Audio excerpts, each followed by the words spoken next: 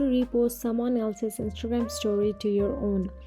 So basically guys, reposting someone else's Instagram story to your own is not directly supported by Instagram itself as a built-in feature, but you can try few methods or loophole to do it.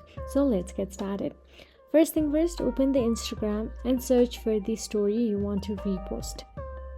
Once inside the story, if it is the photo or video you want to repost, if it's video, then start screen recording, and if it is a photo, then take a screenshot of it.